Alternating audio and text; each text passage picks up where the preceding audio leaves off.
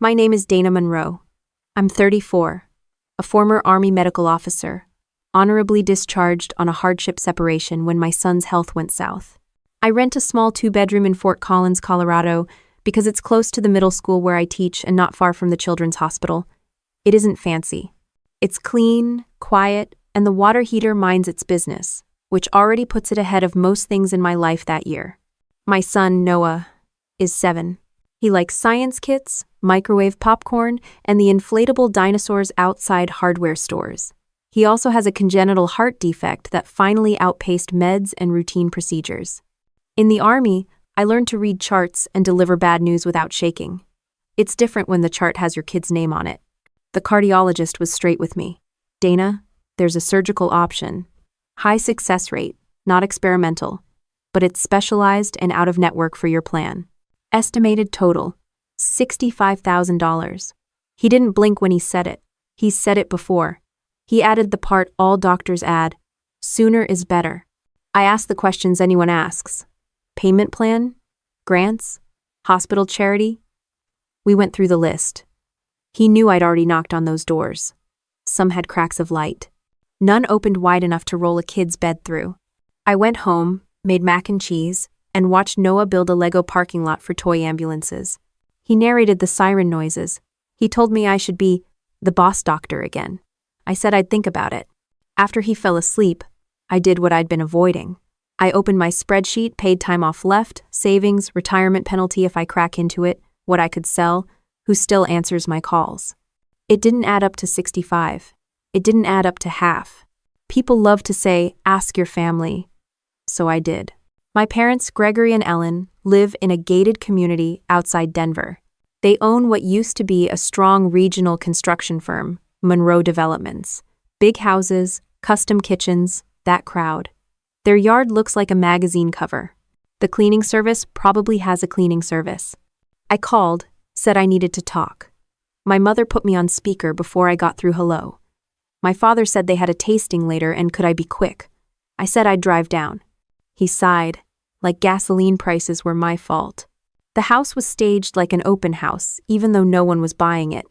My sister's latest portrait with Derek sat on the entry table in a gold frame you could trade for a used car. Sophie Monroe, 28, influencer, brand partnerships, knows how to angle her chin 2 degrees to the left and call it a job. She's getting serious with Derek West, who runs something in tech, which means no one knows what he does and he makes too much money doing it. My mother hugged me like perfume is affection. You look tired, she said, as if that was a helpful diagnosis. We sat in the living room. The couch tried to eat me. My father didn't sit. He prefers to address the room like he's at a board meeting. I took a breath. Noah needs a surgery. It's out of network. The total is about $65,000. I've talked to the hospital. I'm not here because I didn't try other options. I'm here because we're out of time.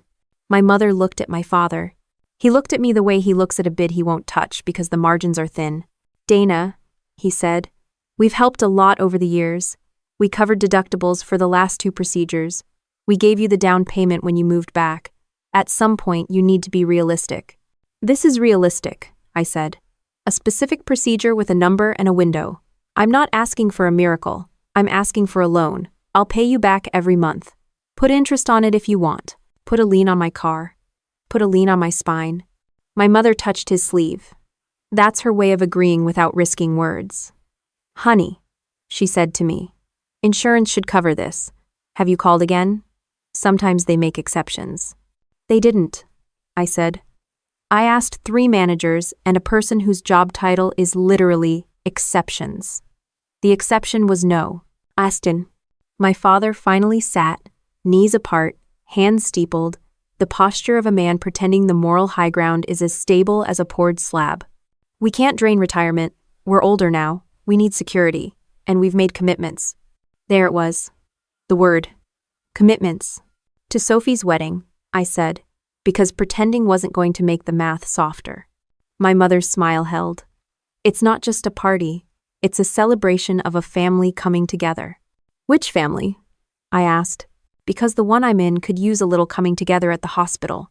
That's not fair, my father said. You can't compare expenses like that. That's exactly what expenses are for, I said, comparing. He reached for numbers like he was grabbing a coat. A venue deposit is a deposit. You don't get that back. The band is contracted. Flights are booked. So there is money, I said. It's just busy. My mother exhaled through her nose. She does that when she thinks the other person is being emotional instead of correct. Dana, it's Sophie's only wedding. I stared at them. It's Noah's only heart. We sat a long second in the kind of silence that makes you hear the ice maker. My father stood back up, which is how he ends things. We can't do 65. We can refer you to a financial advisor. There are medical loans. I've talked to them, I said. They love me for 30% April. We're being prudent, he said. You were taught prudence. Army values, right? Duty. Selfless service. Selfless service is literally what I did, I said, and swallowed whatever came next because it wasn't going to help. He spread his hands. We're not made of money. That was rich, but only in one way. My mother pivoted, because she hates scenes. Stay for dinner. Sophie and Derek are stopping by after the tasting. You can congratulate them on the venue. It's Napa Valley. Very tasteful. I dacked. Thanks, but I have to get back, I said. Noah has a PT appointment in the morning. It was true. It was also a sentence shaped like an exit. At the door, my mother hugged me again, thinner this time. We'll pray, she said. Great, I said. Ask for network coverage. Driving back up I-25, I counted exits and reasons not to scream. I pulled into my lot, carried in a grocery sack with chicken, apples, and the kind of yogurt kids pretend to like once. Noah was on the rug with crayons and a picture of a rocket. He asked if rockets are loud in person. I said yes, louder than your grandpa's opinions. He laughed because he likes jokes where I get away with it. After he was asleep, I sent 3 emails. One to the cardiologist confirming we were still in the window, one to the hospital billing office asking to reopen the charity case with new documentation, and one to my old first sergeant asking if any veterans organizations still offered bridge grants for medical crises. I do not enjoy asking for help. The Army trains that out of you and motherhood never trains it in, at least not for me. I did it anyway. At 10:30, my phone buzzed. It was Sophie. I let it ring out, because I still have self-control when the sun's down. She texted instead, a photo of a terrace at a vineyard, all string lights and rented joy. Can't wait to celebrate, she wrote, like we'd been talking. I typed and deleted 3 responses. I put the phone face down. I opened the cabinet where my metal boxes live because I never figured out where else to put them. Bronze Star, Army Commendation, a shadow of a life where people said thank you when I helped them breathe. I closed the cabinet. The cabinet didn't argue. The next morning, Noah woke up pale and chatty. That's his tell. When he's scared, he talks. If I have surgery, can I get a popsicle after? He asked in the car, eyes big behind smudged glasses. You can get 2, I said. Different colors. At the same time? He asked. We'll test the limits of medical science, I said. He grinned. I tried not to look like I was negotiating with the universe about fruit ice. The physical therapist gave him a sticker and me a look I know too well. The look you give a parent you wish you could hand money to. I said thank you and meant it. I stopped by the school on the way home to switch a shift so I could make the next consult. My supervisor said yes. She has a kid. We trade favors like coffee. Back home, I made grilled cheese and called the hospital again. I asked for a supervisor's supervisor. I told the story without crying. It's a skill. They promised to escalate the file, which is a word that means nothing until it does. I hung up and opened my spreadsheet again. I added a new tab for things to sell. Most of it wouldn't move the needle. Some things would hurt. I'm not sentimental, but I'm not stone. At 3, Noah napped, sun slanting in across the cheap rug we both pretend is soft. I wrote a list on a legal pad because screens feel like wishes and paper feels like orders. On it, call TRICARE again. Check state assistance. Ask the cardiologist for a letter. Ask my old CO for a reference. Copy tax returns. Stop saying sorry when I ask for help. I circled the last one. My phone buzzed with an email from hospital billing. Received. Reviewing. No emoji, no promise, just words. Fine, I can work with words. I poured coffee I didn't need, and stood at the sink long enough to look like I was thinking about nothing. Outside, a neighbor wrestled a stroller into a trunk. Across the way, a college kid in a hoodie carried a laundry basket like it was full of bricks. Life kept doing laps. I made another list. Then I made another call. Then I printed forms. Then I checked on Noah and moved his blanket half an inch because that's the kind of control you get when you don't have much. The apartment stayed quiet, the way small places do when everything important in them is asleep. The next morning I woke up to the sound of Noah coughing and the smell of burnt toast. I didn't even own a toaster that good at burning things, so I knew it was my neighbor again, cooking like the smoke alarm was a timer. I checked Noah's oxygen, then sat beside his bed. His breathing was shallow but steady. The sound of it used to comfort me. Now it reminded me of a countdown. I brewed coffee that tasted like punishment and opened my laptop. The crowdfunding page I'd started the night before had 6 donations. 2 from coworkers, 1 from a stranger with a cartoon profile picture, and 1 from my old sergeant with the note, "Hang in there, Doc." $12,000 total. I was grateful, but it wasn't even close. I'd hit refresh 3 times like the number might change out of pity. At 9, my phone rang. Sophie. I answered this time because I still believed family was supposed to mean something. Her voice was bubbly, breathless. "Dana, you won't believe it," Derek proposed. "We're engaged." End taken. I looked at the hospital forms spread across my kitchen table. "That's great, Soph." "I know, right? And Mom and Dad are so generous. They said there's no budget limit. We're doing it big destination wedding, maybe Italy or Napa. Oh my God, can you imagine the photos?" I could imagine them perfectly. Golden hour vineyards, rented happiness, my parents beaming while I begged loan officers to call me back. "Sounds nice," I said. "It's going to be magical," she went on. "They said I deserve the best day of my life." The word deserve stuck like a bone in my throat. "Must be nice to deserve things," I said. She either didn't hear it or didn't care. "Anyway, you'll be a bridesmaid, of course. Mom said the dresses are like $300 each, but they're gorgeous navy silk, super flattering." I stared at the bills in front of me. $300. That was almost 2 weeks of Noah's meds. "I'll think about it," I said. "Don't take too long," she said cheerfully. The designers booked months ahead. After she hung up, I sat in silence. My apartment was so quiet I could hear the hum of the oxygen machine through the wall. I scrolled through her Instagram out of morbid curiosity. She'd already posted a photo of the ring with the caption, "Forever starts now." There were comments from my parents, heart emojis, champagne glasses, proud, dad quotes. I closed the app. I didn't trust myself not to throw the phone. By the end of the week, Sophie's wedding plans had their own group chat, email chain, and Pinterest board. My parents were sending updates like a PR team, tasting menus, vineyard tours, custom invitations. Every message came with a new $sign attached. I stopped opening them.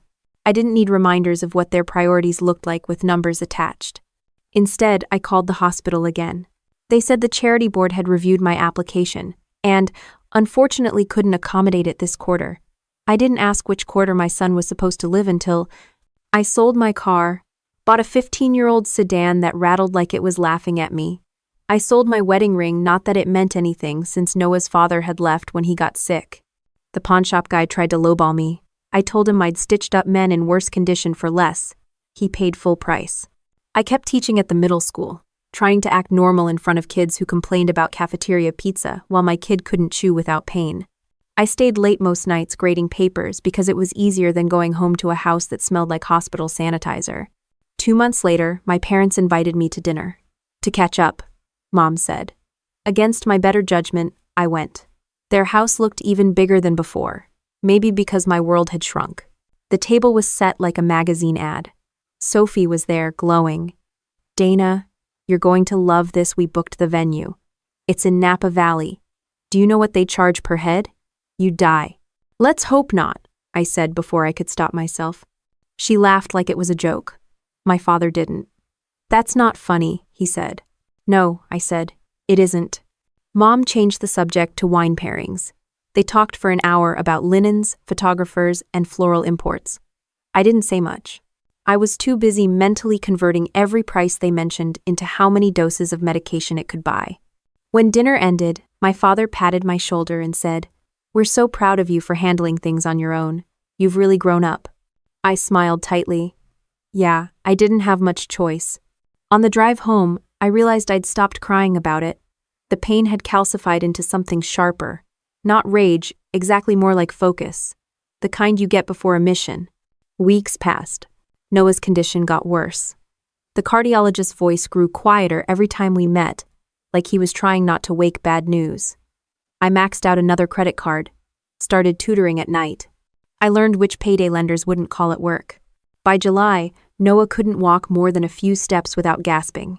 He still smiled, though, still asked if I'd let him have soda. After the big fix. I told him sure, a whole can. He said, "I'll share it with you, Mommy." How? Then one night I got a call from my mother. "Honey, we need to talk about the bridesmaid dresses." "What about them?"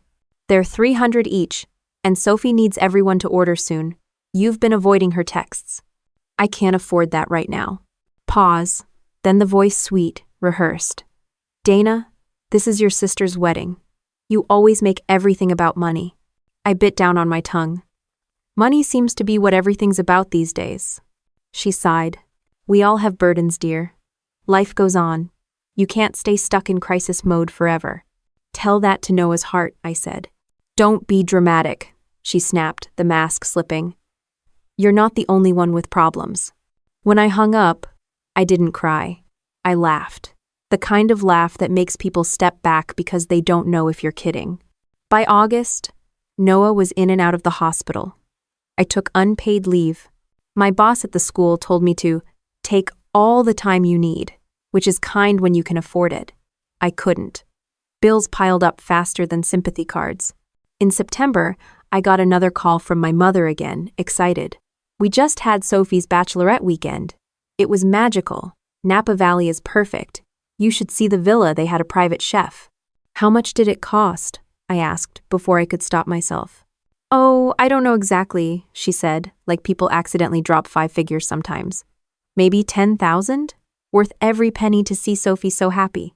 10,000. More than a tenth of what could save my son. I said, "That's wonderful," because the alternative was screaming. "You should be more supportive," she said. "Sophie feels like you're distant lately." "I'll work on that," I said. "Maybe after my kid stops dying." She gasped. "Dana, that's an awful thing to say." R8. "You're right," I said. "It's worse to live it." I ended the call. The room stayed quiet except for the steady hiss of Noah's oxygen machine. I sat beside him, watched his chest rise and fall, uneven but stubborn. He looked peaceful in sleep. Kids are good at not knowing they've been failed. Outside, the streetlights came on one by one. Somewhere, someone was probably picking centerpieces or tasting cake. I poured myself coffee gone cold and stared at the glow from the machine keeping my son alive. My parents once told me they were proud that I'd served my country, that I knew how to stay strong under pressure. They had no idea what strength actually costs. The hospital room smelled like lemon disinfectant and electricity. Machines beeped in rhythm, like they were arguing with each other. Noah's small hand rested in mine, pale but warm. He was too weak to talk much now, though he tried. "Mom," he whispered, "when I get better, can we go to the beach again?" "Of course," I said, though the word felt like lying to God. "We'll build the biggest sandcastle anyone's ever seen." He smiled, slow and crooked, like it took work. Then he closed his eyes and drifted back into the uneasy half-sleep that had become his norm. I brushed his hair away from his forehead, the same way I'd done when he was a baby, back before I knew hospitals by floor plan. Dr. Reeves came in around noon. She looked tired, too. Everyone here did. "Dana," she said softly, "the medication isn't holding. His heart's failing faster than expected." "How long?" I asked. My voice was steady. "Years of military discipline can keep your face straight while your world burns." "A few weeks, maybe." "I'm sorry." "Don't be sorry," I said. "Just tell me what to do." "There's nothing more we can do," she said. "We can keep him comfortable." Comfortable. The medical word for waiting. When she left, I sat there and listened to the air hiss through the oxygen line. I thought about the word comfortable again. I thought about my parents' house in Denver, the marble counters and imported rugs. Comfortable. That word fit them better. I called my mother that night because apparently I hadn't learned. He's dying, I said. It's happening faster now. Oh, Dana, she said, voice trembling just enough to sound expensive. We'll pray. Have you talked to the doctors about hospice? He's 7, I said. Hospice is for people who had a chance. She sighed. You have to accept what you can't change. It's God's will. No, I said. It's your will. And I hung up. I stopped answering after that. They still sent texts, wedding updates, mostly. The rehearsal dinner menu. The wine list. Sophie's bridal gown fittings. The messages kept coming like spam you can't block because it shares your DNA.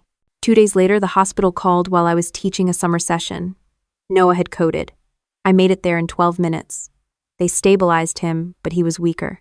The doctor looked at me and didn't need to say the words. I knew the tone. I'd used it before when telling families their soldiers weren't coming home. That night, I made a decision. I didn't tell anyone, but I stopped fighting the bills, the phone calls, the endless administrative hell. I sat by my son's bed and promised him he wouldn't be alone. I'd stay until the very end. I wasn't going to waste another second begging people who didn't deserve to be asked. Sophie called the next day. Mom said you've been distant, she said. I know things are hard, but this is supposed to be the happiest time of our lives. Ours? I asked. Well, I mean, the family's. You'll feel better once the wedding's over. You'll see. You're right, I said quietly. I will. 1. She took it as agreement. The following week blurred together. Alarms, nurses, coffee, prayer from people who didn't know how prayer works. One night, Noah woke up scared. Mom, he whispered, am I dying? I froze. My instinct was to deny it, to protect him from everything, even the truth. But I'd promised myself no more lies, no more pretending. Yeah, baby, I said. You're really sick, but I'm right here. He looked at me a long time, like he was studying me. It's okay, he said finally. You're brave. No one had ever said that to me when it mattered. The next morning, he was gone for a few minutes. Vitals dropped, code called, team rushed in. They brought him back. I didn't know whether to thank them or curse them. His body was fighting, but it wasn't a war he could win. By Friday, I stopped going home. The nurses brought me blankets and bad coffee. I sat beside him, reading from his favorite book about space. You'd like Mars, I told him. No mosquitos. He smiled weakly. Can we go there? Someday, I said. You'll lead the mission. He drifted off again. The nurse adjusted the monitors, her hand light on my shoulder. You should rest, Dana, she said. I'm resting, I said. This is resting. That weekend, my parents visited. My father stood at the foot of the bed like he was waiting for a sales pitch. My mother dabbed her eyes with a tissue she'd probably ironed. They stayed 15 minutes. When they left, she said, We'll stop by again after the florist meeting. The florist meeting. I didn't even have the energy to hate them anymore. Monday. Noah slipped away at dawn. No drama, no alarms. Just stopped breathing, like his body had finally clocked out. I sat there with him for a long time because I didn't know what else to do. The nurse came in and touched my shoulder again. He's gone, she said. I know, I said. I called my mother. He's gone, I told her. Oh, Dana, she said. Oh no. What terrible timing. Timing. That was the word she chose. Because the funeral would interfere with the wedding schedule. I didn't cry. I didn't scream. I just said, yeah, terrible, and hung up. The funeral home smelled like lilies and decisions I didn't want to make. The director talked about packages and urn options like he was selling vacation plans. I picked the cheapest casket. My principal loaned me the money. He didn't ask for it back. When I called to give my parents the date Friday, 2 days before Sophie's wedding, my mother hesitated. Friday's tricky, she said. We have the rehearsal dinner. Could you move it to Thursday? You want me to reschedule my son's funeral so you don't miss a dinner? It's not just dinner, Dana. There are speeches, out-of-town guests. Everything's already arranged. I looked at the wall. You're right. Heaven forbid the salmon get cold. She said, Don't be cruel. Cruel? I said. You spent $320,000 to celebrate while your grandson died because you wouldn't spend 65 to save him. You don't get to say cruel. She hung up crying. I didn't care. Friday came. The funeral was small, 20 people, most of them co-workers and a few of my old army friends. My Aunt Alice was there, the only relative who sent money when I asked. My parents arrived 40 minutes late. My mother wore beige. My father checked his watch twice. They left before the reception, saying they had somewhere to be. After everyone left, I sat on the folding chair by the grave until the caretaker started stacking them up. The air was cold, and the sky had that color between gray and blue that never makes up its mind. I told Noah I was sorry. Not because I failed, I'd done everything I could, but because the people who were supposed to love him didn't even try. That night, I came home to an empty apartment. The oxygen machine sat silent. The toys were still in their places, like he might walk back in and keep playing. I poured myself a drink I didn't finish. Then I opened a notebook and started writing everything down: dates, amounts, conversations. Not out of rage, out of habit. The Army teaches you to document everything. When I was done, I closed the notebook and stared at the wall. Somewhere across the state, my family was raising glasses and taking pictures under chandeliers. My father would give a toast about family values. My mother would cry at the vows. Sophie would dance in her designer gown. I sat in the dark and whispered, "Enjoy it." Then I turned off the light, because I didn't need to see what I already knew. The next morning I got up at 6 out of habit. The apartment was quiet, but my body still thought it had orders to follow. I made coffee, poured 2 cups, and stared at the second one until it went cold. Then I poured it down the drain and got dressed for work.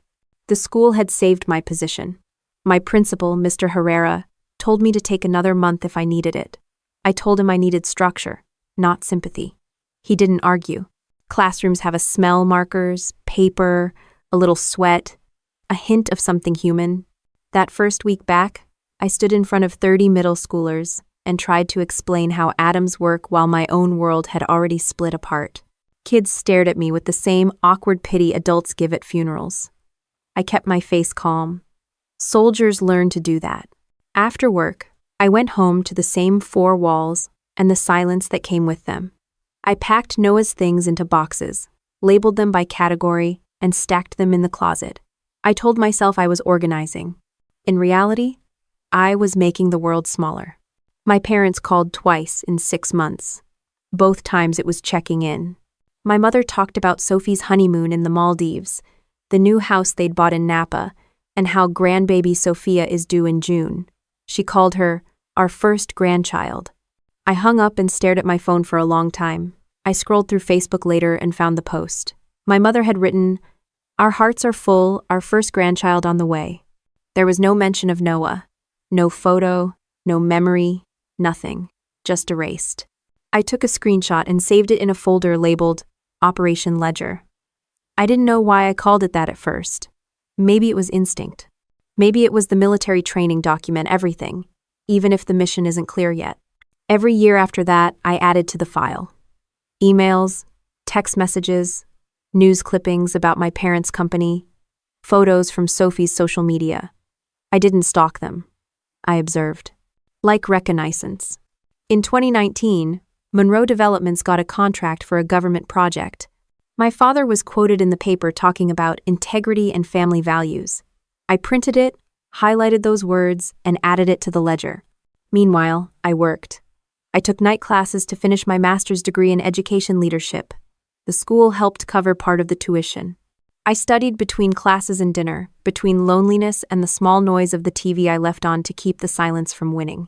3 years after Noah died, I got promoted to assistant principal. The pay wasn't great, but it was progress. I bought a used Jeep that didn't stall in the snow. I joined a veterans support group, mostly guys who missed the order and noise of deployment. They didn't talk about feelings, but they showed up when you needed a couch moved or a beer shared. That's close enough. One night after the meeting, I sat with one of the guys, Sergeant Leah Collins, who used to serve in field logistics. She asked why I'd been keeping to myself. I told her a little enough to get the shape of it out without bleeding all over the table. She didn't say much, just nodded. "You ever gonna talk to them again?" she asked. "No," I said. "Good," she said. Some people earn distance. We clinked bottles. And that was that. By the time Sophie's second child was born, I'd stopped checking their posts on purpose. I didn't need to. My mother still sent holiday cards with family photos. I kept them all, tucked into the back of the ledger. In one, my father was holding a baby boy with the caption, "Our little miracle, Jackson." That was the same caption I'd once used for Noah's first birthday. They'd stolen even that. I started a small charity fund in Noah's name, the Noah Monroe Honor Fund. It was simple. Just me and a few fellow veterans raising money for kids of service members with serious illnesses. We didn't raise much, but every dollar we gave out felt like pushing back against something ugly. By the 4th year, I had enough savings to breathe again. I wasn't rich, but I wasn't drowning. Every month, I transferred a set amount into a separate account. It was labeled Future Operations. I didn't tell anyone what it was for. My parents still sent birthday cards, unsigned except for love, Mom and Dad. My father once called about a tax question, pretending to care. I hung up halfway through his sentence. The hardest part wasn't the anger, it was the calm. The silence. The way grief stopped screaming and started whispering. Some nights, I'd find myself sitting on the floor by the closet, opening the box that held Noah's things. His sneakers, his dinosaur pajamas, the drawing he made of the two of us under a crooked Sunday. I'd touch the paper and imagine his little hand pressing the crayon. Then I'd put it back and close the lid before I forgot to breathe. That was my life for a while. Work, routine, quiet vengeance growing roots. I told myself it wasn't revenge. It was record keeping. Justice doesn't always come with sirens, it comes with documentation. One spring afternoon, I came home from work and saw an envelope on my doorstep. No return address, just my name. Inside was a handwritten note from Aunt Alice, the only person who'd shown up when it mattered. "Dana, I thought you should know Gregory's company is in trouble. There's talk of a fraud investigation. Stocks are crashing. Your parents haven't said anything publicly, but it sounds bad. Please don't tell them I told you." I read it twice. Then I smiled. Not because I was happy, but because it felt like gravity had shifted an inch in my favor. That night, I looked up the news myself. Monroe Developments had been caught in a government contract scandal. A supplier faked invoices, and the investigation named several executives. My father wasn't charged, but his name was all over the articles. The company's stock plummeted, the board resigned, and retirement accounts vanished. I closed the laptop and leaned back. For the first time in years, I exhaled without clenching my jaw. It wasn't joy, it was recognition, like the universe had finally checked its notes. 2 weeks later, I got a voicemail from my mother. "Dana, please call us. It's important." Her voice was smaller than I remembered, thinner. I didn't call back. Then another message. "Your father lost his job. We're struggling. The bank's threatening foreclosure." Struggling. That word had never sounded so poetic. I let it go another week. Then another. I checked the county foreclosure listings out of curiosity. Their house was on the list auction scheduled in 45 days. I didn't celebrate. I didn't tell anyone. I just watched the listing number like I used to watch heart monitors. The following Monday, I came home to find someone standing at my door. Gray hair, worn suit, face I'd memorized in both love and resentment. My father. He looked smaller than before. Not physically, just reduced. I didn't open the door fully, just the width of the chain. "What do you want?" "Dana," he said, voice cracking. "Please, we need to talk." "About what?" He swallowed hard. "We're losing everything. The house, the savings, your mother's not well. We need help." "I made help," I repeated. Interesting word. I remember using it once. He looked down. "We were wrong, but we're family. Family helps each other." I almost laughed. "Family helps each other. That's a good one." He said, "Can I come in?" "No," I said, "but I'll think about it." I closed the door before he could answer. For the first time in 4 years, I slept through the night. The first time I saw my father cry, he was sitting in a borrowed Toyota outside my apartment building. It was raining, not dramatically, just enough to make everything look honest. He rolled the window down halfway. "Your mother's inside the car," he said. "She didn't want to come up." "She never does," I said. He exhaled through his nose. the way he used to when I'd talk back as a kid. Then he handed me a folded letter. They froze our accounts. The company's gone. They're investigating me. We might lose the house. End quote. I glanced at the paper, not because I cared about what it said, but because I liked seeing his signature under something he couldn't control. So? I said. So, I thought you should know, he said. You're still our daughter. I looked at him like I was trying to remember what that meant. Am I? Or am I just a loose end in your PR nightmare? He didn't answer. He never had the stomach for silence unless he was the one creating it. Your mother hasn't been well, he said finally. She's been taking it hard. I'm sure, I said. Nothing says emotional strain like losing your wine budget. Don't be cruel, he said automatically out of habit, like that word still had authority.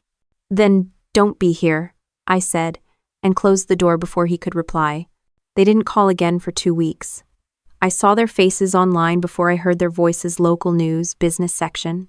The anchor's tone was polite, almost pitying. Gregory and Ellen Monroe, founders of Monroe Developments, faced civil suits following allegations of accounting fraud and misuse of public funds. The clip showed their house, the same one where I'd begged them for $65,000, now surrounded by news vans. I muted the TV and watched in silence. The camera caught my father's face as he told reporters, "It's all a misunderstanding." It wasn't. I made dinner that night, just pasta and canned sauce, and turned off my phone. The next morning, there was a message from Aunt Alice. "They're losing everything, honey. Try to be kind." I stared at it until it stopped meaning anything.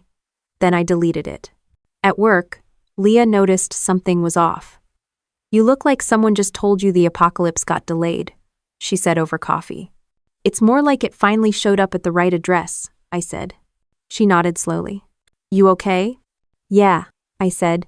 "I'm just trying to decide if justice should have interest." She grinned. "That's the most Dana sentence I've ever heard." The truth was, I didn't feel satisfied. Not yet. The news didn't fix anything. It didn't bring back my son or erase the years they spent pretending he didn't exist. It just leveled the ground. Still, something in me started to breathe again. The constant tightness behind my ribs loosened a little. For the first time in a long time, I didn't feel like I was the one underwater. Weeks passed, and their situation got worse. The company filed bankruptcy. Their country club membership was revoked apparently. Even rich people have their own version of exile. My mother's social circle evaporated overnight. I know because she called me again, her voice small. "Dana, please pick up," she said on voicemail. "We need your help. The house, we might lose it. We just need to get through this month." I played it twice, then I forwarded it to my email and saved it in the Operation Ledger folder. That evening, I sat in my kitchen with the lights off, the glow from my laptop lighting the stack of papers in front of me. Mortgage records, foreclosure notices, news updates. I didn't plan to use them for anything. Not yet. I just liked having the facts. Truth is a better weapon when it's clean. 2 days later, they showed up again. Both of them this time. My mother looked thinner, makeup cracking around her eyes like old paint. My father looked like he hadn't slept. He stood straighter, though still trying to command the room. I opened the door just enough. "You've got 3 minutes." My mother started crying before she spoke. "We're losing everything," she said. "We don't have anywhere to go. The retirement money's gone. We've tried everything." "Everything?" I asked. "Everything but empathy?" "Please, Dana," she said. "Don't make this harder than it already is." I laughed, low and dry. "You think I'm making your life harder? That's adorable." My father stepped in. "We're not here for charity. We're asking for a loan. $90,000. Enough to keep the house until we sell it." I leaned against the doorframe. "A loan? Like the one I asked for 4 years ago?" He shifted, uncomfortable. "This is different." "You're right," I said. "Because the person dying then wasn't you." He said nothing. My mother sobbed quietly. "Dana, please. We've learned our lesson. We know we were wrong. We can't fix the past, but we're family." "Family," I repeated. "That word keeps coming up. You used it like a prop back then, too." She reached out, but I stepped back. "We made a mistake," she said. "We thought we were doing what's best at the time." "What's best?" I said, my voice tightening. You mean for your image, for Sophie's photos, for the champagne bill? You didn't do what was best, you did what was convenient. My father started to say something, but I cut him off. You know what's funny? You spent $320,000 to throw a wedding for a daughter who divorced the guy a year later. And you couldn't spare $65,000 to save your grandson. You call that investment strategy? He flinched. My mother whispered. We didn't know how bad it was. Out. You knew enough, I said. You just didn't care. They stood there in silence, soaked in shame, or maybe just rain. I couldn't tell which. Finally, my father said quietly, We don't have anyone else. That's because you built a kingdom out of people who liked your parties, not your character. He nodded, almost accepting it. I understand if you can't forgive us. I don't forgive, I said. I outlive. He swallowed. Will you at least think about helping? Sure, I said. I'll think about it. They looked hopeful. I let them. Then I closed the door. That night I sat at my desk, opened the ledger, and added a new entry. October 18th, 2023. Parents requested $90,000 to prevent foreclosure. Claimed remorse. Observed lack of genuine accountability. I stared at the line for a while, then typed one more sentence beneath it. Action. Pending review. It wasn't rage that filled me, it was clarity. I realized then that revenge didn't need to be loud. It could wear a calm face, carry a neat signature, and arrive right on time. The next morning, I made myself a full breakfast for the first time in months, eggs, toast, even real butter. Outside, the world looked almost clean. My phone buzzed with another message from my father. Please, Dana, just meet with us. We'll explain everything. I didn't answer right away. I just looked out the window at the steady drizzle and thought about how much I used to beg for mercy from people who didn't deserve it.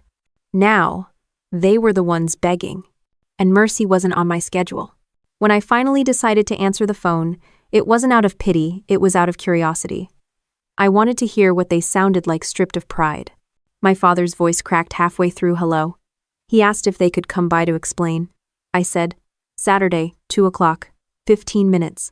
Then I hung up. I spent the next few days preparing like it was a mission briefing. Not because I planned to attack them, but because I wasn't going to let chaos walk through my door again without a plan. I set up my dining table with a folder labeled Operation Ledger.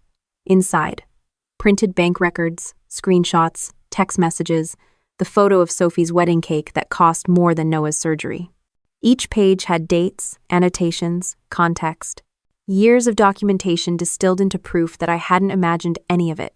Leah stopped by Friday night to drop off a portable recorder. Just in case, she said. You know, for accountability. I smirked. You mean entertainment? She shrugged. Both can be true. I told her I wasn't planning to yell. I just want them to say it out loud. Leah nodded. Closure doesn't always need fireworks. Sometimes it just needs witnesses. Saturday came. I woke early, made coffee, ran through the checklist in my head like pre-mission prep. No emotions on display, no unnecessary words, no alcohol in sight. I wore my uniform jacket, not the full set, just enough to remind everyone who I'd become without their help. The medals stayed in the drawer. This wasn't about showing off. It was about authority. At 1:55, I saw their car pull in through the blinds. The same silver Lexus from the days when appearances were their religion. It was dented now, like time had finally stopped taking bribes. They sat in the driveway longer than necessary, maybe arguing about what to say, maybe just collecting courage they'd never had to use before. When I opened the door, I didn't smile. You're early, I said. My father looked smaller up close. His suit was clean but cheap, collar wilted. My mother wore a beige coat that might have been expensive once. Her hands trembled when she held her purse. Can we come in? She asked. You already are, I said, stepping aside.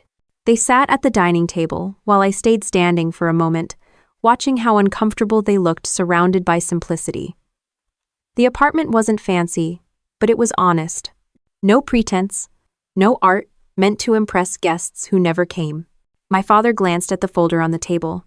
You've been keeping records? Of course, I said. Someone in this family had to. He nodded slowly, as if he understood that wasn't an exaggeration. My mother tried a polite smile. the same one she used on reporters back when they were still the Monroes. I know you don't owe us anything, she said. But we've run out of options. We're behind on the mortgage, and the bank won't extend us again. The foreclosure notice came last week. Do you still have the vineyard shares? I asked. She blinked. What? The Napa vineyard. You bragged about investing after the wedding. Sold them yet? She flushed, eyes darting to my father. That's complicated. Everything with you is complicated, I said, sitting down. Except math. Math is simple. You had money for a 6-figure wedding? You didn't have $65,000 for my son, now you need $90,000 from me? Funny symmetry? My father interjected, trying to regain control. We're not asking for a handout. We'll sign whatever contract you need. We just need to stay in the house until things stabilize.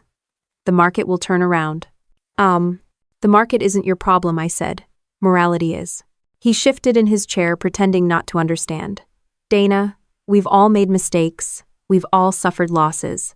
No, I said quietly. You haven't. My mother started crying softly, the kind of crying meant to soften people, not to release anything real. We've paid the price, she whispered. We lost everything. I leaned forward, elbows on the table. You lost things. I lost a child. There's a difference. End of sex. For a few seconds, the only sound was the faint hum of the fridge. Then my father said, We can't change the past. I looked him straight in the eye. You didn't even try when you could. He lowered his gaze. That was new. For once, he looked like a man who'd run out of scripts. My mother reached into her purse and pulled out an envelope. We wrote a letter, she said. An apology. I know it can't fix anything, but... I stopped her. Keep it. I don't need rehearsed remorse. That... Tears streaked her foundation, turning it to mud. Please, Dana, she said. We can't do this without you. That's true, I said. You can't. She blinked, confused. Then you'll help? I didn't say that. I stood up and walked to the window. The rain had started again, steady and cold. I thought about Noah, how he'd once asked if clouds ever got tired. I used to tell him they didn't. Now I wasn't so sure. When I turned back, they were still waiting for mercy. You know what I realized? I said. I spent years trying to earn your love, thinking there was a number big enough to buy it. Turns out love was just another one of your luxury items available until it got inconvenient. My father rubbed his temple. We know we were wrong. If I could go back, I would. But you can't, I said, finishing the sentence for him.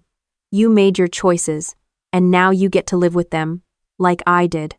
He looked at me, jaw tight. You're really not going to help? I didn't say that either, I said. I said I'd think about it. But if I do anything, it'll be on my terms. What does that mean? My mother asked. It means I decide what help looks like. I decide what justice feels like, and you don't get to negotiate the conditions. She whispered something I couldn't make out, maybe a prayer, maybe a curse. My father nodded like he'd expected this outcome but hoped for a different one anyway.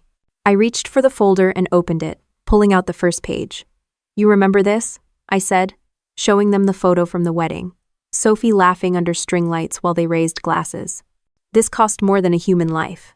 But don't worry, I kept the receipt. They stared at the picture, the same way people look at crime scene photos of themselves. I'll contact you, I said, when I decide. My father stood slowly. We're not your enemies, Dana. Mine. You were never my enemies, I said. You were just proof that not all enemies wear uniforms. He hesitated, then walked to the door. My mother lingered a second longer, hand on her purse like it was a shield. I still love you, she whispered. I didn't respond. She waited for a heartbeat, then followed him out. When the door shut, I sat back down. The chair creaked under the quiet. I turned on the recorder Leah had given me and played it back. Every word, every pause, every tear, all catalogued. Then I slipped the SD card into an envelope and labeled it Evidence 6 Ampere's Verbal Admission. I poured myself another cup of coffee, still hot this time, and watched the rain trail down the window like handwriting. Some people call moments like this closure. But to me, it just felt like the calm before something deliberate. I spent the next 3 days deciding what justice should look like. It wasn't about money anymore. It never really had been. Money was just the easiest measure for people like my parents to understand. What I wanted was truth, plain and unvarnished. Not the polished version they posted online or recited at charity galas.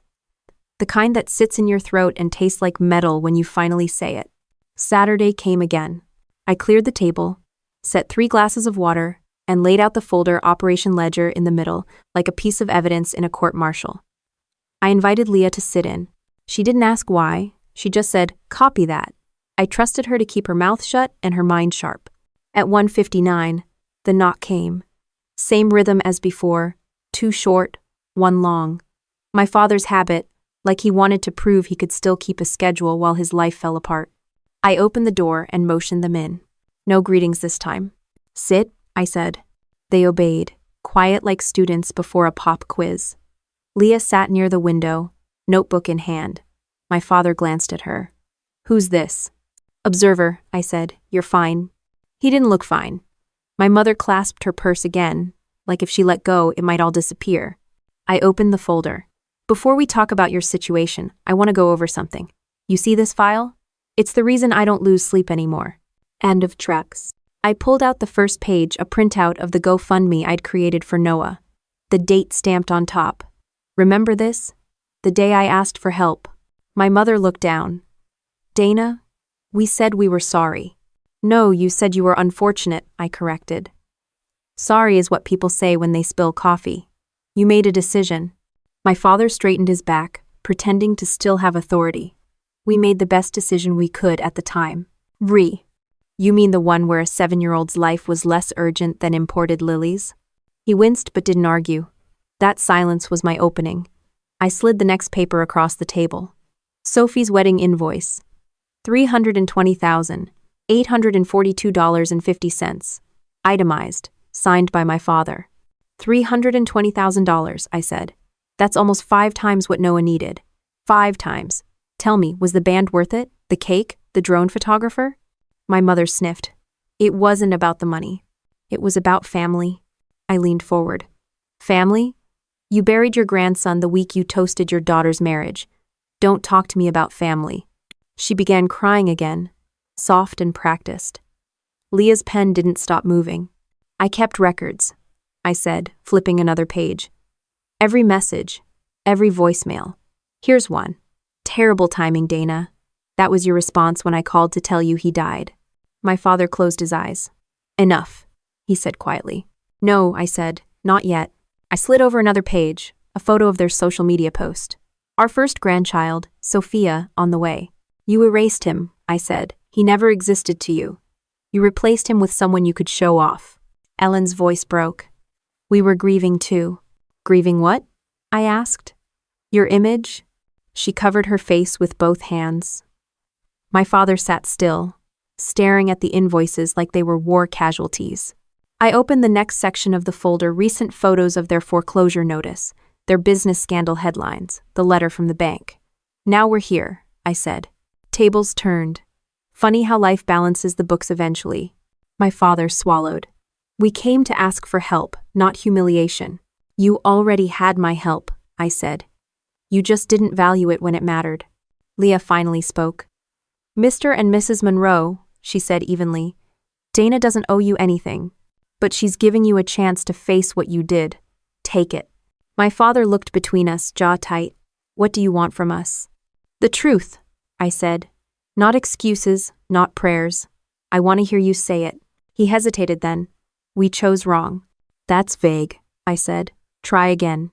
He took a breath. "We chose Sophie's wedding over Noah's surgery." The room went still. Even the refrigerator seemed to pause its hum. My mother sobbed harder, but I didn't flinch. "Say it again," I said quietly. He looked at me, eyes red. "We spent money on a wedding when we could have saved your son." I nodded slowly. "There it is."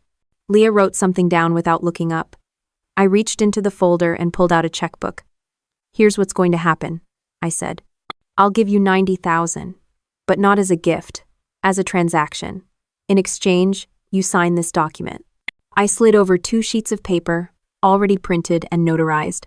The top read, "No contact agreement, permanent estrangement clause." My father skimmed it. "You're disowning us." "No," I said. "I'm setting boundaries.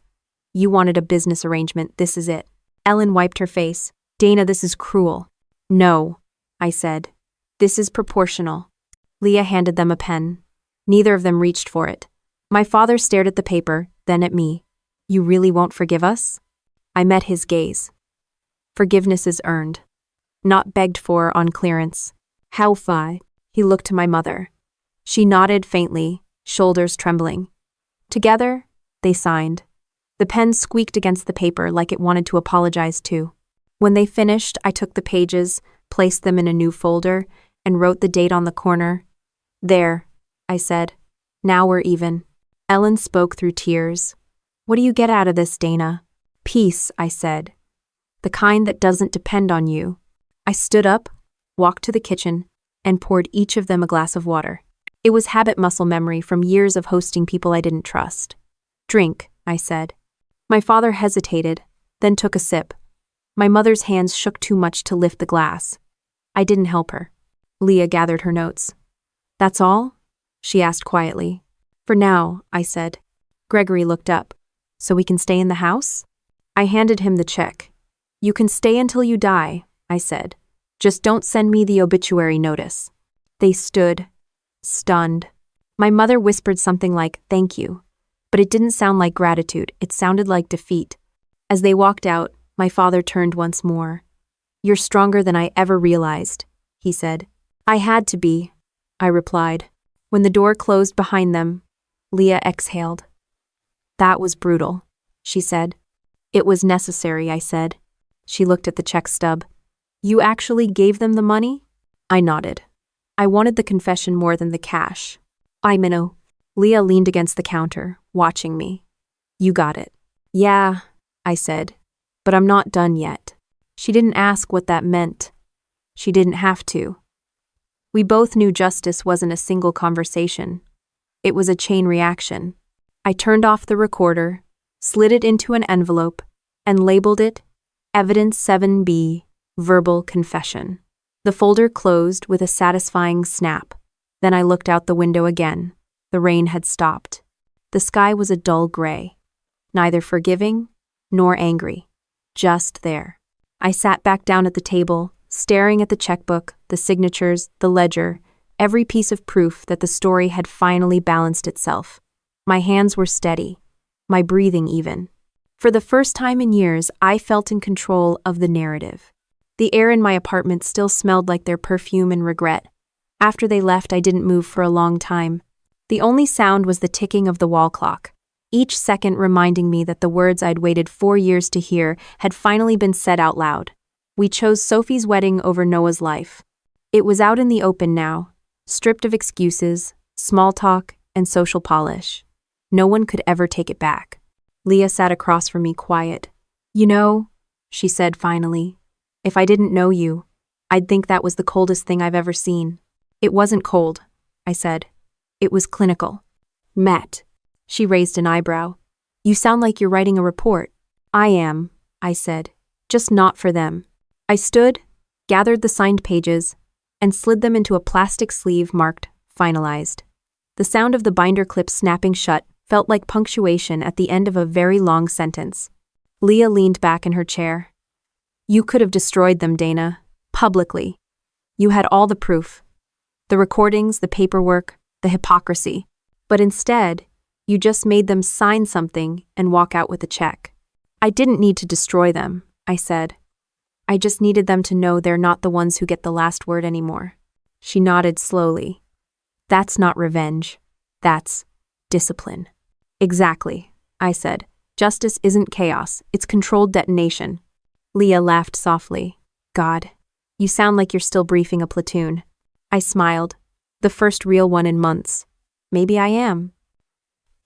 When she left, the apartment felt different. Not lighter, just quieter in a way that didn't hurt. I turned off the recorder, filed the audio clip in my encrypted drive, and wrote a new entry in Operation Ledger. Entry 8 amperes confession secured. Statement verified. Verbal acknowledgement of prioritizing wedding expenses over life-saving surgery. Emotional breakdown observed. Signatures obtained. Status. Resolved. I typed those words slowly, one line at a time, as if my fingers needed to understand what my brain already knew. That closure wasn't something you found, it was something you built. That night, I poured a glass of wine and opened the folder one last time. Every page told a different story: greed, vanity, neglect, and the quiet heroism of surviving all three. I read the confession transcript again. My father's voice was low and trembling. My mother's sobs filled the background. Somewhere in between, I heard my own voice, steady, calm, unshakable. The next morning, I printed a copy of the signed agreement and mailed it to my lawyer, just in case.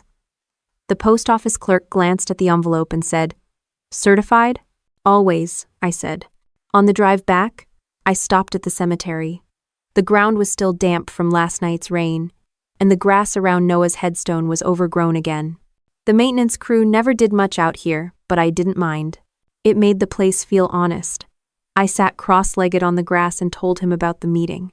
I didn't yell, I said. Didn't even raise my voice. You'd have liked that part. You always said people listen better when I talk quiet.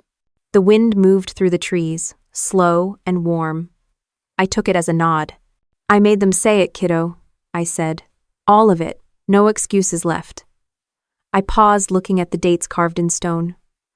I thought hearing it would make me feel better. It didn't. It just made it real. I traced the letters of his name with my finger, but I think that's enough. On my way back to the car, my phone buzzed Leah again. You okay? I texted back. I'm not sure, but I'm steady. That night, I slept like a person who no longer had to rehearse imaginary arguments in her head. No more what-ifs, no more rewinding conversations that could have saved him. Just the simple, heavy quiet of truth. Days passed. I went back to work, back to lesson plans, back to the small rituals that make a life feel like it's still moving forward. No one at school knew anything except that I'd been dealing with family stuff. I let them think that. The truth didn't belong in the staff lounge. Then, one afternoon, I got a call from my father again. I almost didn't answer, but curiosity won. Dana, he said, we signed your agreement, but your mother's been unwell. The stress, the medication, the press coverage. It's been too much. I said nothing. She keeps saying we deserve this, he continued. She can't sleep. She cries all the time. You made your point. Maybe you can forgive us now. Forgive you? I repeated. For what exactly? For being human, he said. I almost laughed. You mistake selfishness for humanity. Big difference. He sighed. You've changed. Good, I said and hung up. I sat there for a while, staring at the wall. He was right, though I had changed. The Dana who begged for help had been softer, naive enough to believe blood meant something sacred. That version of me died the same day Noah did. The woman sitting here now wasn't broken. She was forged. That night, I opened my laptop again and started drafting an article. Not for publication, not yet just for myself. Title: Justice Over Blood. It wasn't a memoir, more like a case study in family failure and personal accountability. I wrote about the cost of loyalty, the dangers of blind trust, and the myth that forgiveness is mandatory. By midnight, I had 3,000 words. By 2 a.m., I had a beginning I actually liked. People think betrayal feels like fire. It doesn't. Fire burns quick. Betrayal freezes, it traps you until you stop fighting. I stopped there. Sometimes the best thing you can do for a story is leave space for silence. When dawn came, I brewed coffee, the same bitter brand I'd been buying since deployment. I stood at the window watching the sun hit the street, warm and ordinary.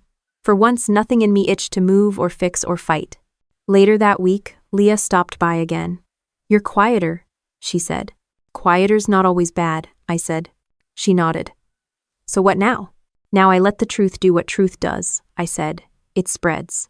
She grinned. You planning to help it along? Maybe, I said. Maybe not.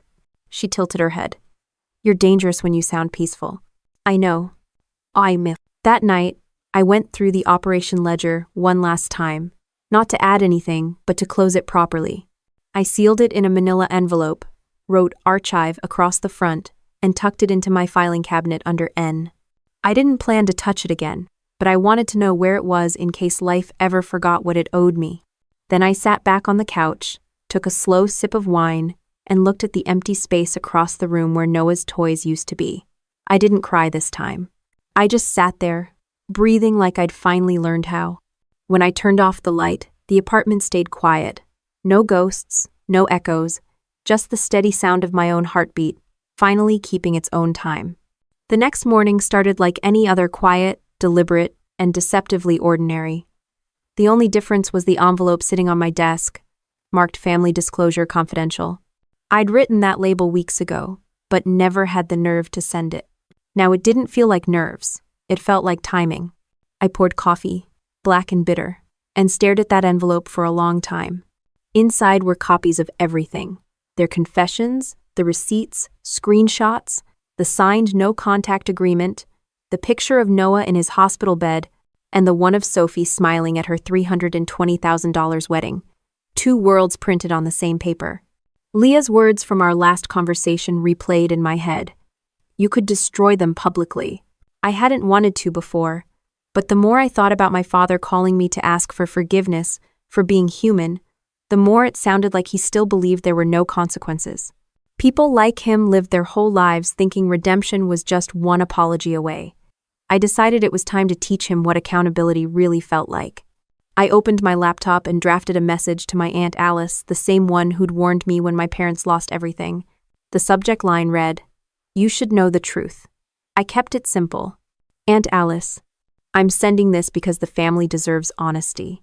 The documents inside explain everything that happened, how my parents had $320 kelvins for a wedding, but wouldn't give $65 kelvins to save their grandson's life. I'm done keeping their secrets. Dana? I sealed the envelope, slipped it into a larger package, and wrote her address in clean military block letters. I knew her well enough to know what would happen next. She'd share it, email it, forward it, post it, probably with a caption like, "Families aren't always what they seem." By noon, I'd dropped the package in the post office box and gone for a long drive. The highway stretched flat and gray through Ohio farmland, the kind of road where your thoughts get louder because there's nothing else around to muffle them. I didn't feel guilt, just a strange calm. I wasn't exposing them out of hate. I was just shining a light on what was already there. When I got home, I opened my email again. I wrote another message, this time to an old acquaintance from the local paper, a woman named Carol, who used to cover community stories back when my father's company sponsored every 5 kelvins in the city. Subject line, story tip, the Monroe family. I didn't need to attach the documents yet. I just wrote, if you're interested in a story about how philanthropy looks different behind closed doors, call me. I didn't expect a reply right away, but she called within an hour. Dana Monroe? As in Gregory Monroe's daughter? That's right, I said. She hesitated. He used to donate to our paper's scholarship fund. Yeah, I said. Maybe you'll want to hear how he funded that. By evening, I'd sent her everything. She promised to verify before publishing, but I knew the facts would hold. Numbers don't lie, they just wait for someone brave enough to read them aloud. The next few days moved fast. Aunt Alice called first, her voice a mix of shock and heartbreak. Dana, I had no idea. Everyone's talking. Your mother called me hysterical. She'll live, I said. You didn't have to do it like this, she whispered. Didn't I? I asked. Because private apologies didn't mean anything to them. Maybe public shame will. She sighed. You're not wrong, but this will tear the family apart. It was already broken, I said and hung up. 2 days later, the article went live. Headline: Local family's lavish wedding overshadowed by refusal to save grandchild's life. My parents' photo was front and center, smiling at Sophie's wedding, champagne in hand. The contrast was brutal, but fair. The story quoted documents I'd provided, redacted names where necessary. Carol had done her job. She didn't sensationalize it. She just told the truth. The reaction was immediate. Their country club membership was suspended, pending review. The church board issued a statement about moral accountability. My father's old coworkers flooded the comments section, pretending they were shocked when I knew they weren't. Social media did what it always does, amplified everything. Leah called that evening. You really did it, she said. You detonated the bomb. It was never a bomb, I said. More like a mirror. She laughed. You really have a talent for poetic revenge. It's not revenge, I said. It's maintenance. Mike. 3 days after that, I got an email from my father. The subject line was one word: please. I opened it. Dana, your mother hasn't left the house in days. People we've known for 30 years won't return our calls. You've made your point. We're ruined.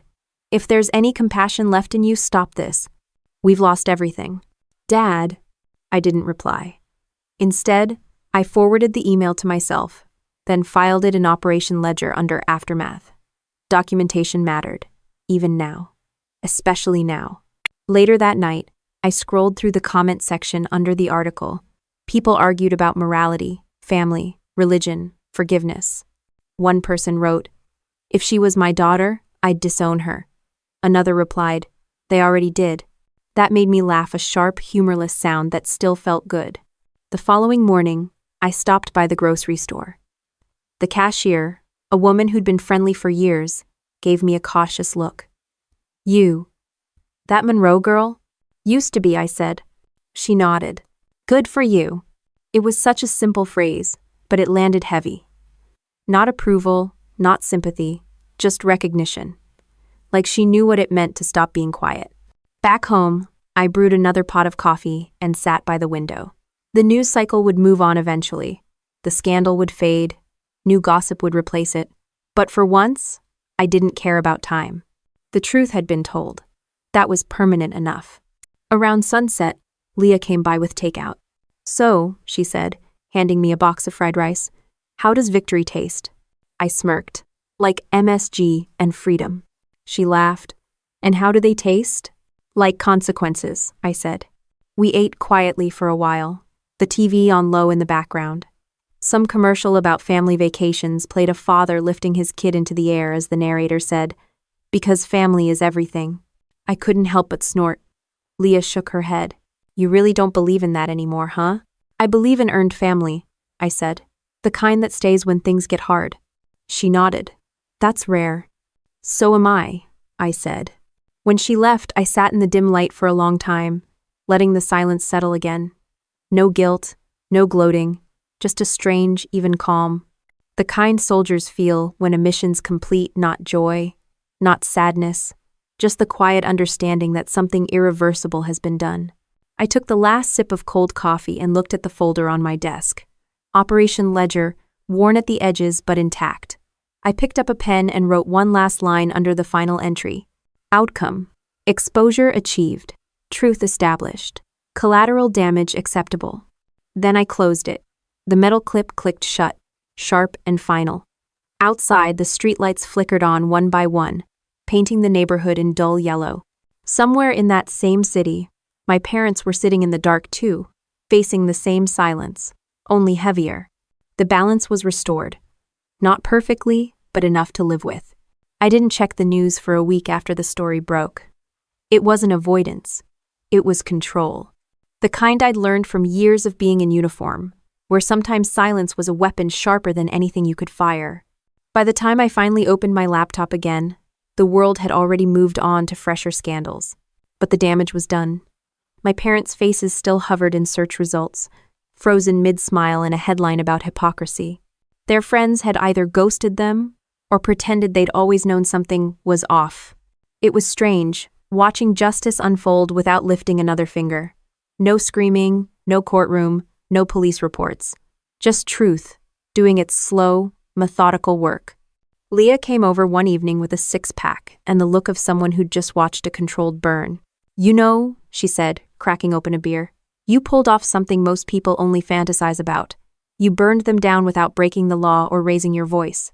"I didn't burn them," I said. "I just stopped shielding them from the fire they started." She grinned. "Same thing, just better phrasing." I took a sip of beer, the bitterness grounding me. They thought silence was protection. It was really just a delay. Leah nodded. "So what now? You gonna rebuild ties or let it rot?" "I'm not rebuilding anything," I said. "Some things shouldn't be repaired." A week later, I got a letter in the mail. Handwritten, shaky, no return address, but I knew the handwriting. My mother's cursive, the kind she used on thank you cards and holiday envelopes. I opened it at the counter, half expecting some final plea. Instead, it was short. "Dana, I don't expect forgiveness. But I want you to know I've thought about everything you said. You were right, we made choices that can't be undone. Your father isn't the same. I'm not either. I hope you find peace. Mom. There was no manipulation in it. No subtle guilt trip or moral lecture, just words that sounded like they came from someone who'd finally stopped performing. I folded the letter neatly and slid it into the back of Operation Ledger. Not as evidence this time, but as record. Proof that maybe, in their own way, they'd finally learned what consequences felt like. At work, life went on. Parents still emailed about grades, kids still forgot homework, and the coffee machine still broke every Thursday.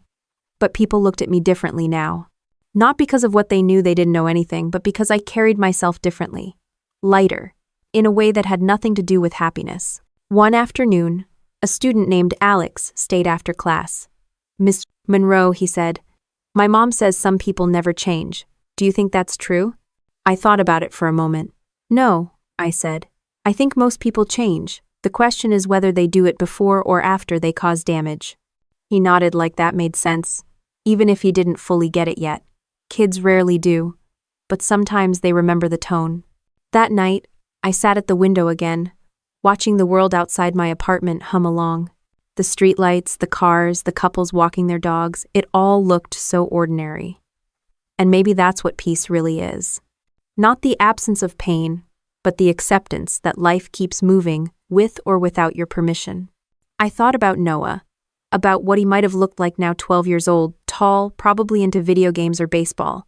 I'd stopped trying to imagine his voice years ago because every time I did, it came out sounding like goodbye. But in that moment, I didn't need to hear him.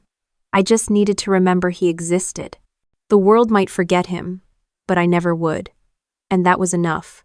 Later, when I finally turned off the lights, I caught a glimpse of my reflection in the window, older, calmer, but still me, the soldier, the mother, the woman who learned that justice doesn't always come with applause. The next morning, I went for a run around the block. The air was sharp, cold enough to sting my lungs. At one corner, I passed a family setting up a garage sale. A little boy, maybe 8 or 9, was helping his dad line up toys on a folding table. He waved when I jogged by. I waved back, and for a second it hit me how different everything could have been, but instead of breaking me, it steadied me. I wasn't a victim anymore.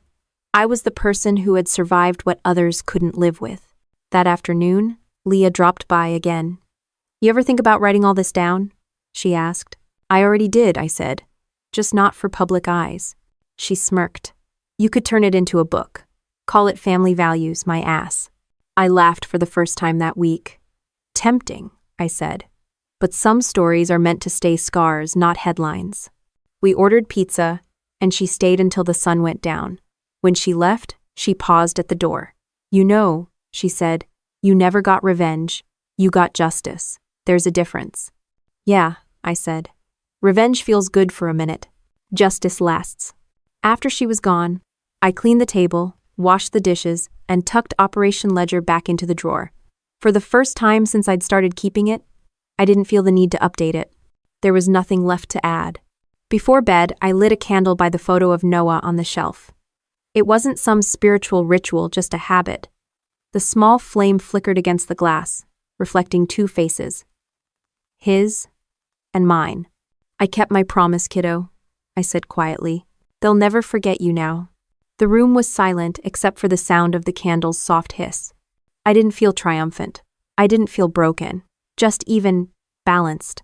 Like the scales had finally stopped tipping in someone else's favor.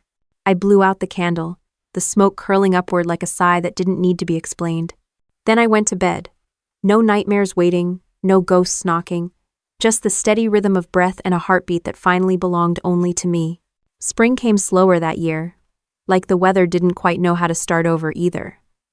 The snow melted into gray puddles, the kind that left stains on your shoes no matter how careful you walked. I didn't mind. I was done worrying about what stayed clean. I'd been promoted that month, officially principal now. It wasn't some grand ceremony, just a short announcement at a staff meeting followed by polite applause. When the superintendent shook my hand, he said, "You've earned this, Miss Monroe. Stability suits you." I almost laughed. Stability was a luxury I'd only recently learned how to afford. The job kept me busy, which was good. It kept my thoughts structured, like rows of lockers, neat, predictable, labeled. Between lesson plans and budget meetings, I didn't have much time to think about the past. But grief has a way of living in the corners of quiet moments, waiting for a pause. One Friday afternoon, I stayed late to finish paperwork. The halls were empty, lights humming overhead. I looked up and saw one of my students, Alex, the same kid who'd asked if people could really change standing by my office door. "Did you need something?" I asked. He shrugged, fidgeting with the strap of his backpack. "My mom was supposed to pick me up, but she's running late. Can I wait here?" "Of course," I said, motioning to the chair across from me. He sat down, quiet for a moment. Then, out of nowhere, he said, "I read that article about you. The one about your family." My pen froze midair. "Where'd you see that?" "My aunt sent it to my mom," he said. "She said you were brave. I think so too." I leaned back, unsure what to say. "Bravery's just doing what you have to when no one else will." He nodded. "My dad left when I was 5. Everyone said it wasn't my fault, but it still felt like it." I met his eyes. "It's never the kid's fault. Ever." He smiled a little. "That's what my mom says too." We sat there in silence for a bit, the kind that didn't feel awkward. When his mom finally pulled up, he grabbed his bag, turned back and said, "You're a good person, Miss Monroe. My mom says sometimes good people have to do hard things." "Your mom sounds smart," I said. He grinned. "She watches a lot of crime shows." After he left, I sat at my desk for a while, staring at the papers I wasn't really reading. Hard things. That's what the whole last decade had been. But hearing it said out loud, by a kid who didn't know how much that sentence weighed, it settled something inside me. That weekend, I drove to the small-town cemetery again. The grass was green now, the headstones dotted with wildflowers that had managed to grow through neglect. I'd brought a new plaque for Noah, simple, bronze, nothing fancy. It just said, "Noah Monroe. Loved beyond measure." I knelt down to set it in place. "I got promoted, kiddo," I said quietly. "Guess I finally figured out what I'm doing." A breeze rustled through the trees. I took that as an answer. I stayed there a long time, longer than I planned, watching the sunlight fade behind the trees. There were no tears this time, just a strange peace. It felt less like closure, and more like alignment, like the world had finally rotated back to its right position. On my drive home, I passed by my parents' neighborhood. Not on purpose, it was just the fastest route. Their house looked different now. The yard was unkempt, the paint fading, curtains drawn even in daylight. I didn't slow down, but I noticed the "for sale" sign leaning slightly in the front yard. I wondered if they'd moved out already, or if they were just pretending not to be home. I didn't feel satisfaction, just confirmation. They'd chosen their path, I'd chosen mine. We were both living with the results. When I got home, Leah was already sitting on my porch, holding a bottle of whiskey like an offering. "Promotion calls for a drink," she said. "You could have texted," I said. "I like dramatic entrances," she replied. We sat outside, passing the bottle back and forth, the night quiet except for the hum of distant traffic. "So," she said, "you ever think about reconnecting? With them, I mean." I shook my head. "There's nothing left to reconnect to. I buried that with Noah." "Oh?" She nodded, not pushing. "Then what now?" "I keep living," I said simply. "That's the only revenge that really lasts." She smiled. "You sound like someone who finally made peace with her story." "Maybe I did," I said. "Or maybe I just stopped needing to explain it." We drank until the bottle was light and the air smelled like rain again. Before she left, Leah said, "You know, you didn't destroy them. You just reminded the world they weren't saints." 1. "I didn't need the world to know," I said. "I just needed them to." She hugged me tight, then drove off. I sat there for a while, listening to the distant rumble of thunder. For the first time in a long time, it didn't sound like warning. It sounded like renewal. The next morning, I packed up a few of Noah's things, a small model airplane, his favorite science book, the little army cap he used to wear when he'd play soldier like mom. I drove 2 hours to a state park near the lake, one he'd loved visiting. I found a quiet spot under a tree and started digging a small hole. I buried the items there carefully, one by one. not as an act of letting go, but as a promise. A reminder that his life still had roots in this world. When I finished, I sat there with my hands in the dirt, eyes closed, breathing in the smell of wet soil and pine. Somewhere above, a hawk circled, crying once before, disappearing into the sky. I smiled faintly. Message received, I said. Back at home that evening, I opened my laptop and started a new document. The title came to me instantly, The Price of Family Revenge. I didn't write it like a confession or a memoir. I wrote it like a report, a debriefing. Clean, honest, complete. I didn't plan to publish it, but I wanted it written down, somewhere, for whoever might need to know someday that justice isn't always loud, and closure doesn't always mean forgiveness. By midnight, I'd finished the first page. It ended with a single line. In the end, I didn't win. I didn't lose either. I just stopped bleeding. I leaned back, read it twice, and closed the laptop. No need to edit it. Some truths don't need polishing. The city was quiet outside, the kind of stillness that doesn't last long but feels infinite while it's there. I turned off the lights, lay in bed, and thought about the strange math of my life, how loss and justice had somehow balanced each other out. The world hadn't given me closure, so I built it myself, piece by piece, choice by choice. And somewhere along the way, I stopped living in the shadow of what they'd done and started walking in the light of what I'd survived. When sleep finally came, it wasn't haunted. It was simple. It was mine.